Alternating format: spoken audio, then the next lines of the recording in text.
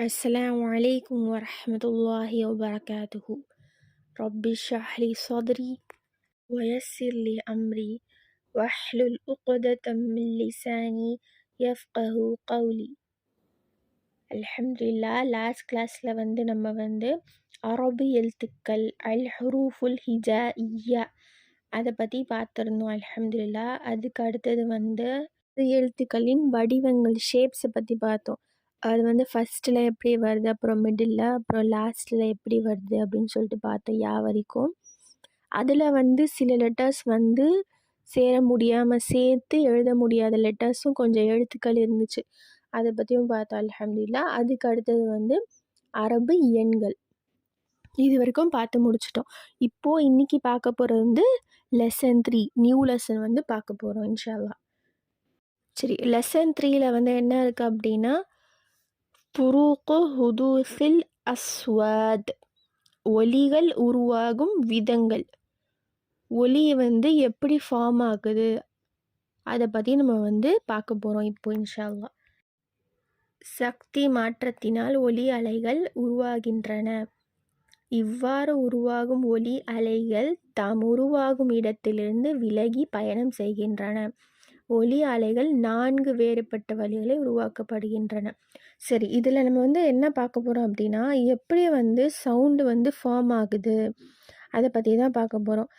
எப்படி நம்ம உச்சரிக்க லெட்டர்ஸ் எல்லாம் உருவாகுது, சவுண்ட் வேவ்ஸ் எப்படி ஃபார்ம் ஆகுது சொல்கிறாங்க அப்படின்னா, அது எங்கே ஃபார்ம் ஆகுதோ அந்த பிளேஸை விட்டு வேறு இடத்துக்கு நகர்ந்து அப்படி பயணம் செய்யுது அப்படின்னு சொல்லிட்டு சொல்கிறாங்க. இந்த ஒலி அலைகள் 4 விதமாக வேறுபட்டு இருக்குது, 4 வேஸாக இருக்குது. அதை என்னென்ன சொல்லிட்டு தான் நம்ம கீழே பார்க்க போகிறோம். அதில் ஃபர்ஸ்ட் ஒன் என்ன அப்படின்னா, அத்தசாதும். அத்வசாதும் அப்படின்னா என்ன அப்படின்னா, ஒன்றுக்கொன்று மோதுதல். அதுக்கு உதாரணம் என்ன அப்படின்னா, இங்கே ஒரு பிக்சர் கொடுத்துருக்காங்க பாருங்கள். இரு கைகளையும் ஒன்றோடு ஒன்று தட்டும் போது, இப்போ நம்மளோட 2 கையும் தட்டும் போது, கிளாப் பண்ணும் போது ஒரு சவுண்டு வரும்ல, அந்த மோதுறது தான் அந்த சவுண்டை தான் அத்தசாதும், ஒன்றுக்கொன்று மோதுதல் அப்படின்னு சொல்கிறாங்க.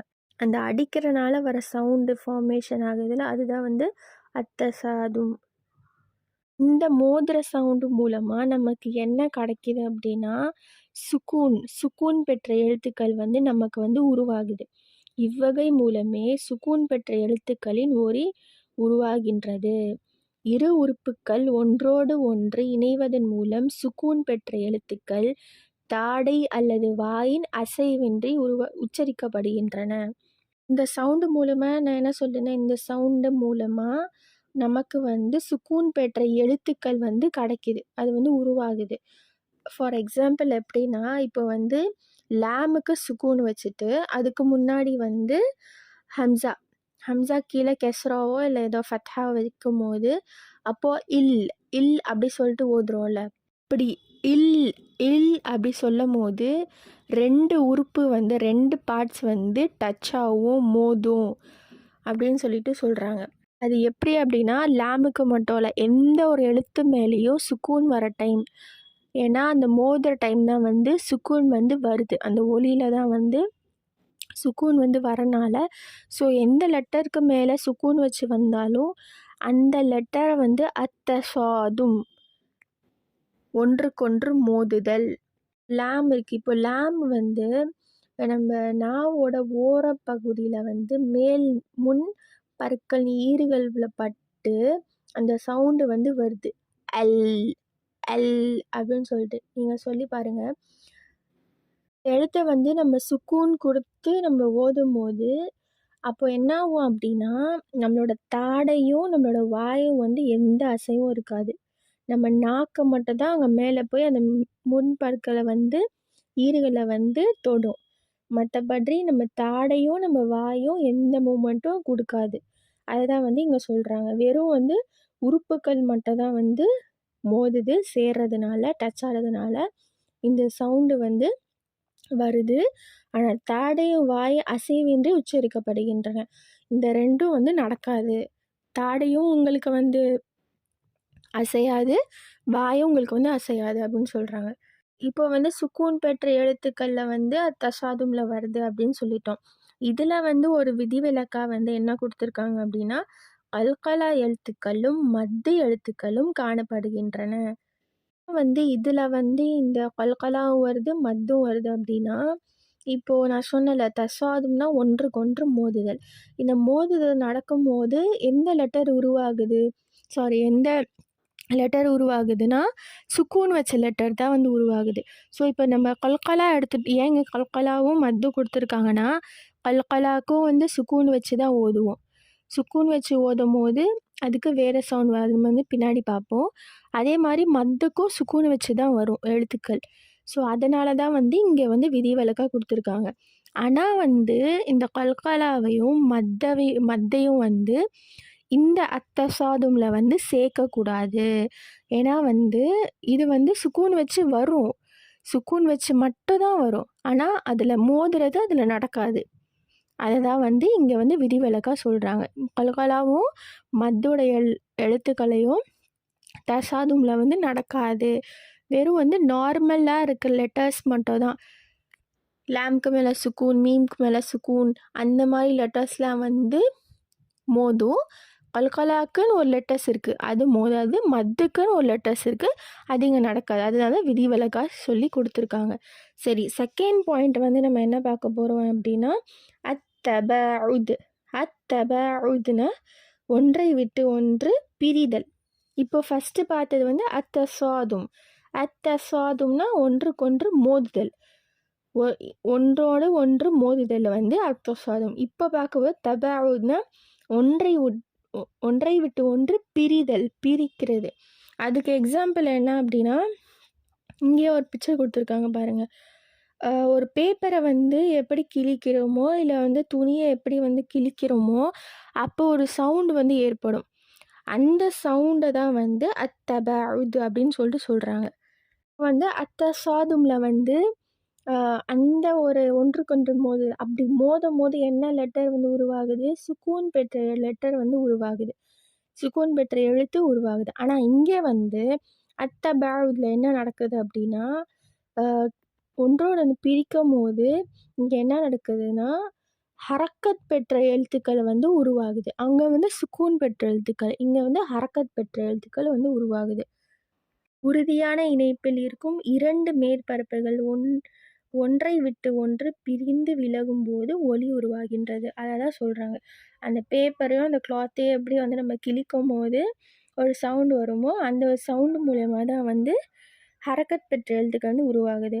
இவ்வகை மூலமே ஹரக்கத் பெற்ற எழுத்துக்கள் ஒலி உருவாகின்றன. சரி, அடுத்து வந்து எழுத்துக்கள் பெற்றிருக்கும் ஹரக்கத்தை கொண்டு தாடை வாயின் அசைவு காணப்படும். இப்போ நம்ம அத்தசாதும்ல என்ன பார்த்தோம், சுக்கூன் பெற்ற எழுத்து வரும், மோதும் போது அந்த சுக்கூன் பெற்ற எழுத்துக்கள் வரும். ஆனால் வந்து அதில் ஒன்று நடக்காது. அது என்ன அப்படின்னா, தாடையும் அசையாது, வாயும் அசையாது. வெறும் நம்ம நாக்கு மட்டும்தான் அந்த ஈரில் போய் படும் அப்படின்னு சொல்லிட்டு சொன்னேன். ஆனால் இங்கே வந்து என்ன அப்படின்னா, அத்தபஉதுல வந்து தாடையும் வாயும் வந்து அசையும், அந்த ஹரக்கத்துக்கு ஏற்ற மாதிரி அசையும் அப்படின்னு சொல்லிட்டு சொல்கிறாங்க. நெக்ஸ்ட்டு வந்து இப்போ சொன்னல ஹரக்கத்துக்கு ஏற்ற மாதிரி அசையும் அப்படின்னு சொல்லிட்டு. ஸோ இப்போது அது கொடுத்துருக்காங்க பாருங்கள். வாயின் திறந்த நிலை உச்சரிப்பின் மூலம் ஃபத்ஹா பெற்ற எழுத்துக்கள் உச்சரிக்கப்படுகின்றன. இப்போ வந்து ஹரக்கத்துக்கள் அப்படின்னா ஃபத்ஹா, கஸ்ரா, தொம்மா 3 ஹரக்கத்து இருக்குது. ஸோ அந்த 3 ஹரக்கத்தில் வந்து நம்ம ஃபத்ஹா அப்படின்னு ஓதும் போது ப ஃபத்ஹா ப, யா ஃபத்ஹா யா, அந்த ஃபத்ஹா சொல்லும் போது நம்மளோட வாய் வந்து திறக்கும். ஸோ அதை தான் வந்து வாய் திறந்த நிலை சொல்கிறாங்க.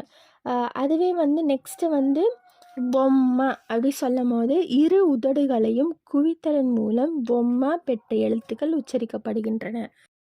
இப்போ நான் இங்கே வந்து பொம்மை அப்படின்னு சொல்லும் போது வா பொம்மா ஊ, மீம் தொம்மா மூ, அப்படி நம்ம தொம்மா வச்சு ஓதும் போது நம்மளோட 2 லிப்ஸ் இருக்குல்ல, அப்பர் லிப்பு, லோவர் லிப்பு, இந்த 2 லிப்பும் என்ன அப்படின்னா குவிச்சுக்கும், ரவுண்ட் ஷேப்பில் வரும், குவிச்சு இருக்கும் அப்படின்னு சொல்லிட்டு சொல்கிறாங்க, ரவுண்டாக இருக்கும் அப்படின்னு. நெக்ஸ்ட்டு வந்து கெஸ்ரா. கெஸ்ரா ஓதும் போது என்ன ஆகும்னா, கீழ்த்தாடையை கீழ் நோக்கி தாழ்த்துவதன் மூலம் கெஸ்ரா பெற்ற எழுத்துக்கள் உச்சரிக்கப்படுகின்றன. எப்படி வந்து ஃபத்ஹாக்கு வாய் வந்து ஓப்பன் ஆகுதோ, ஸோ கெஸ்ரா அப்படின்னு சொல்லும் போது நம்மளோட கீழ்த்தாடை வந்து கீழே போகும். கெஸ்ரா நீங்கள் வந்து சொல்லி பாருங்கள் தெரியும். கீழ்த்தாடை வந்து கீழே போகும். ஃபத்ஹா சொல்லும் போது மேலோட வாய் வந்து ஓப்பன் ஆகும். பொம்மா சொல்லும் போது ரவுண்ட் ஆகும். லிப்ஸ் 2 லிப்ஸும் வந்து ரவுண்ட் ஆகும். அதான் சொல்கிறேன். இப்போது கெஸ்ராக்கு எக்ஸாம்பிள் இ, பி, டி அப்படி சொல்லி பாருங்கள். அப்படி சொல்லும் போது கீழ்த்தாடை வந்து கீழே போகும். ஃபத்ஹாக்கு அ, ப, த மேலே திறக்கும். பொம்மாக்கு ஊ, மூ, பூ ரவுண்ட் ஆகும். அந்த ஊ சவுண்ட் சொல்லும் போது பொம்மா படிக்கும்போது. இதுதான் வந்து அத்தபஉத். இப்போது நெக்ஸ்ட்டு வந்து நம்ம பார்க்க போகிறது வந்து 3rd பாயிண்ட் வந்து அல் இஹ்திசாஸ், அதிர்வு, வைப்ரேஷன்.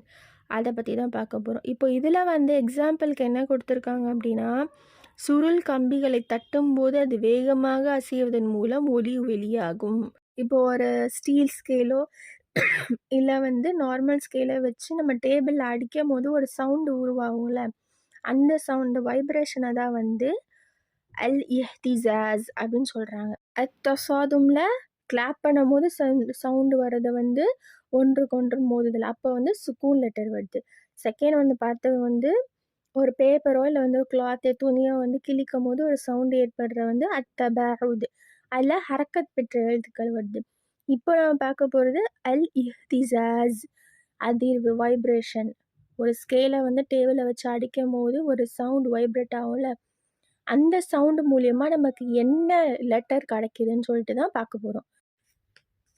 சரி, இப்போது இந்த மாதிரி வந்து அடிக்கிற மூலம் நமக்கு என்ன லெட்டர்ஸ் கிடைக்கிது அப்படின்னா, மத்து லெட்டர்ஸ், மத்திய எழுத்துக்கள் வந்து குரல் தண்டு அதிர்வதன் மூலம் உருவாக்கப்படுகிறது. அப்புறம் இப்படி வைப்ரேட் ஆகிறனால நமக்கு வந்து மத்து லெட்டர்ஸ் வந்து கிடைக்கிது. மத்திய எழுத்துக்கள் அதற்குரிய ஹரக்கத்தை கொண்டு வாய்த்தாடையின் அசைவு காணப்படும். எப்படி வந்து நம்ம வந்து தபாவுதில் பார்த்தோம், ஹரக்கத்து வந்து ஃபத்ஹா, கெஸ்ரா, தொம்மா இருக்குது. ஃபத்ஹா அந்த ஹரக்கத்துக்கு ஏற்ற மாதிரி நம்ம வாய்த்தாடை வந்து அசைவு இருக்குமோ, அதே தான் இங்கேயும் வந்து சொல்கிறாங்க. மத்திய எழுத்துக்களும் வந்து அந்த ஹரக்கத்துக்கு ஏற்ற மாதிரி மூமெண்ட் இருக்கும் இஹ்திசாஸில். எப்படி அப்படின்னா, இந்த லெட்டர் வந்து குரல் தண்டு மூலமாக வரனால தான் வைப்ரேஷன் ஏற்படும். அந்த வைப்ரேஷன் மூலமாக தான் இந்த மத்திய எழுத்துக்கள்லாம் வரும். இப்போ ஃபார் எக்ஸாம்பிள் வந்து ஹம்சா, ஃபத்ஹா, வாவுக்கு மேலே சுக்கூன் போடுறோம் வைங்க. இப்போ மத்திய லெட்டர்ஸ் வந்து 3 லெட்டர் இருக்குது. அலீஃப், வாவ், யா. ஓகே, இப்போ இந்த அலீஃப், வாவ், யா இந்த எல்லாத்துக்கும் வந்து அலீஃப்க்கு வந்து இப்போ வாவுக்கு வந்து சுக்கூன் வைக்கிறோன்னு வச்சுக்கோங்க. இந்த அலீஃப், வாவ், யான்னு சொன்னல, இதில் வந்து அலீஃபுக்கு ஃபத்ஹா, வாவுக்கு பொம்மை, யாக்கு கெஸ்ரா, அந்த மாதிரி இருக்குது. ஓகே, அப்போ இருக்கும் போது இப்போ இந்த 3 லெட்டர்ஸ்க்கு வந்து சுக்கூன் வச்சுட்டு அலீஃப்க்கு வந்து வாவுக்கு பக்கத்தில் வந்து நான் பொம்மா போடுறேன். வாவுக்கு சுக்கூன், அது பக்கத்தில் இருக்க அலீஃப்க்கு தொம்மா வைக்கும் போது ஊ அப்படின்னு வரும்ல. ஸோ அந்த ஊன்னு படிக்கும் போது நம்ம வாய் என்ன ஆகும், குவிப்போம். நம்மளோட 2 லிப்ஸும் வந்து ரவுண்ட் ஆகும். ஆல்ரெடி நம்ம வந்து செகண்ட் பாயிண்டில் அதை பார்த்தோம். ஸோ அதை தான் இங்கே சொல்கிறாங்க. மத்து வாவு இரு உதடுகளை குவிக்கும் அமைப்பு. பொம்மு ஷஃபத்தேன், பொம்முனா பொம்மா, ஷஃபத்தேன்னா லிப்ஸு, இந்த குவிக்கிறது தான் பொம்மை, அது சொல்கிறாங்க. நெக்ஸ்ட் என்ன இருக்குது, மத்து அலீஃப், வாயின் திறந்த நிலை உச்சரிப்பு. இப்போ எப்படி அங்கே பார்த்தோம், ஃபத்ஹா சொல்லும் போது நம்ம வாயை வந்து மேலே சைடாக திறப்போம். ஸோ அதே தான் இங்கேயும் வந்து மத்து அலீஃப்க்கு வந்து ஃபத்ஹா வச்சு படிக்கும்போது ஆ அப்படின்னு படிக்கும் போது நம்மளோட வாய் வந்து மேல் நோக்கி திறந்த நிலையாக இருக்குது. ஃபத்ஹுல் ஃபம், திறக்கிறது, ஃபத்னா திறக்கிறது, ஃபம்னா வாய். நெக்ஸ்ட்டு வந்து மத்து யா, கீழ்த்தாடையை கீழ் நோக்கி தாழ்த்துதல். இதுவும் அப்படிதான். ஹஃப்துல் ஃபக்கி, கீழ்த்தாடை அதை வந்து கீழ் நோக்கி ஓதுறது. இங்கே வந்து என்ன அப்படின்னா யாக்கு வந்து சுக்கூன் போட்டு அதுக்கு பக்கத்தில் இருக்க அலிஃப்க்கு வந்து கெஸ்ரா போடுவோம். அப்போது ஈ பி தி அந்த ஈ படிக்கும் போது நம்மளோட கீழ்த்தடை வந்து கீழ் நோக்கி போகும். இது வந்து நம்ம ஆல்ரெடி வந்து அத்தபாவுடில் வந்து பார்த்தோம். ஃபத்ஹா கெஸ்ரா தொம்மா வரும்போது எப்படி வந்து வாயும் தாடையும் எந்த சைடு போதும் அப்படின்னு சொல்லிட்டு அதே தான் வந்து இங்கேயும் கொடுத்துருக்காங்க. ஆனால் வந்து மத்து லெட்டர்ஸ் வச்சு கொடுத்துருக்காங்க, அவ்வளோதான். மத்திய எழுத்துக்கள் சுக்கூன் பெற்ற எழுத்துக்களின் முதல் முறை மூலம் அத்தசாதும் உருவாக்குவதில்லை. காரணம், இதன் மஹ்ரஜ் குறிப்பிட்டு சொல்லப்படக்கூடிய இடத்தில் அல்லாமல் வாய் மற்றும் தொண்டையின் உள் காலியான பகுதியில் இருந்து வெளியாகுவதால் இரு மேற்பரப்புகளின் மோதல் நிலை என்பது இங்கு இல்லை. என்ன சொல்றாங்க அப்படின்னா, மத்திய எழுத்து வந்து அத்தசாது மூலமா வராது, அல் இஹ்திசாஸ் மூலமா தான் வரும் அப்படின்னு சொல்றாங்க. ஏன் அப்படின்னா அத்தசாது மூலமா வராது அப்படின்னா, அத்தசாதும்னா என்னது? ஒன்றுக்கொன்று மோதுதல். மோதுறனால தான் உங்களுக்கு வந்து சுக்கூன் லெட்டர் வருது. அல் அந்த மாதிரி வருது சுக்கூன் லெட்டர். ஆனால் இங்கே வந்து நம்ம படிக்கிற வந்து எஹ்திசாஜ் வந்து எது மூலமாக வைப்ரேஷன் ஆகும்போது என்ன லெட்டர் நமக்கு கிடைக்கிது? மத்து லெட்டர் கிடைக்கிது. ஸோ அதை தான் இங்கே சொல்கிறாங்க. அப்போ வந்து அத்தசாதும்ல வந்து மது லெட்டர் கிடைக்காது, எஹ்திசாஸில் தான் வந்து மது லெட்டர் கிடைக்கும். அதுவும் இல்லாமல் இந்த மது அலீஃப் வாவ்யா இது மூணுமே வந்து எந்த ஒரு வந்து இப்போ வந்து ஹரக்கத் வரும்போது மட்டும்தான் நம்ம வாயும் தாடையும் வந்து மூமெண்ட்டு பண்ணும். ஃபத்ஹா வரும்போது மேலே, கெஸ்ரா வரும்போது கீழே, பொம்மை வரும்போது குவிக்கிற மாதிரி, ரவுண்ட் பண்ணுற மாதிரி. ஆனால் அந்த லெட்டர்ஸ் வந்து நார்மலாக அலீஃப் வாவ்யா அப்படின்னு நம்ம படிக்கும் போது எந்த ஒரு ஹரக்கத்து சுக்கூன் எதுவுமே இல்லாமல் படிக்கும் போது எந்த ஒரு அசைவும் இருக்காது. ஏன் அசைவு இருக்காது அப்படின்னா, அது வந்து நம்ம தொண்டையில் இருக்க காலியான பகுதியிலேருந்து வர்றதுனால நம்ம நாக்கு எங்கேயும் டச் ஆகாது, நம்ம வாய்க்கும் மூமெண்ட் கொடுக்க மாட்டோம், நம்ம தாடைக்கும் மூமெண்ட் கொடுக்க மாட்டோம். அதுதான் இங்கே சொல்கிறாங்க குறிப்பாக. 4th பாயிண்ட் வந்து உராய்தல், எஹ்திகாக், ஃப்ரிக்ஷன். ஒன்றோடு ஒன்று வந்து உரசும் போது ஏற்படக்கூடிய சவுண்டு தான் வந்து எஹ்திகாக்குன்னு சொல்கிறாங்க. இப்போது இங்கே ஒரு பிக்சர் கூட கொடுத்துருக்காங்க பாருங்க. தரையில் ஒரு பொருளை இழுத்து செல்வது போன்று.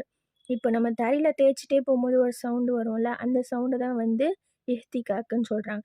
இப்போ இந்த இஹ்திகாக்கு மூலமாக நமக்கு என்ன லெட்டர் கிடைக்கிது அப்படின்னு சொல்லிட்டு தான் பார்க்க போகிறோம். ஷத்து பெற்ற எழுத்துக்களின் ஒலி 2 முறைகளில் உருவாக்குகிறது. ஷத்து என்பது இரு எழுத்துக்களை உள்ளடக்கியது. இப்போ வந்து நம்ம ஷத்து ஒரு லெட்டர் எடுத்துக்கிட்டோம் அப்படின்னா அந்த ஒரு லெட்டரில் வந்து 2 லெட்டர் ஒளிஞ்சிருக்கும்.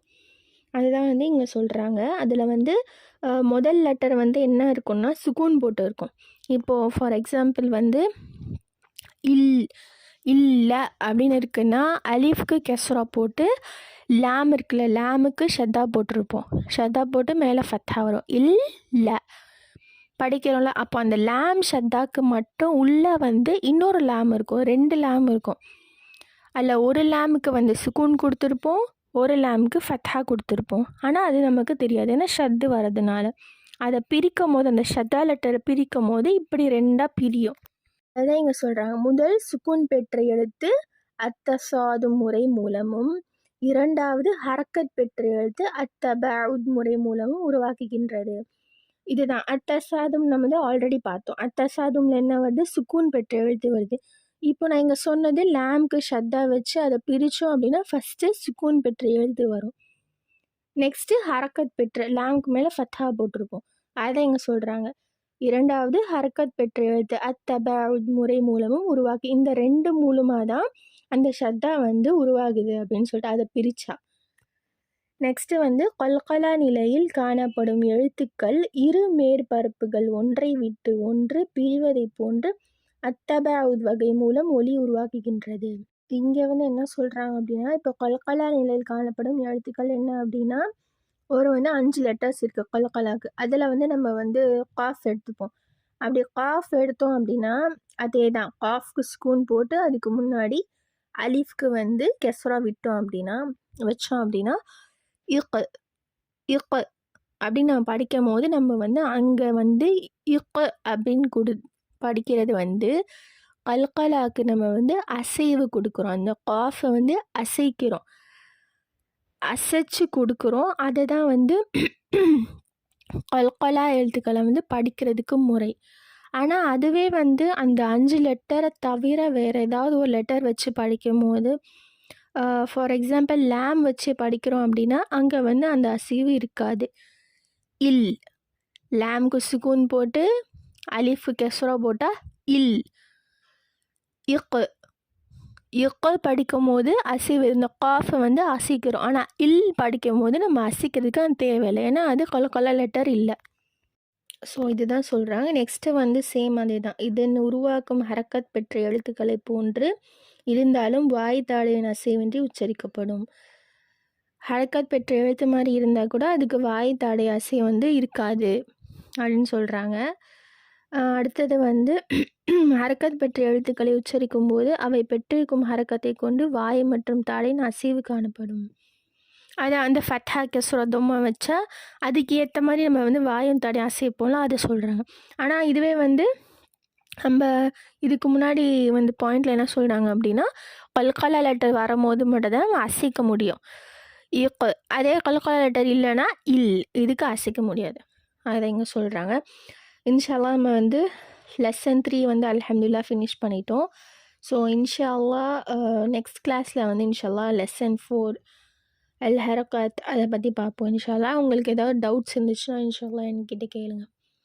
அஸ்ஸலாமு அலைக்கும் வரஹ்மத்துல்லாஹி வபரகாத்துஹு. சரி, இன்னையோட கொஸ்டின் என்ன அப்படின்னா, அல் இஹ்திஸாஸ் அதிர்வுன்னு சொன்னல.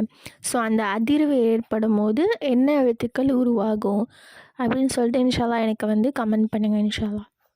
அஸ்ஸலாமு அலைக்கும் வரஹ்மத்துல்லாஹி வபரகாத்துஹு.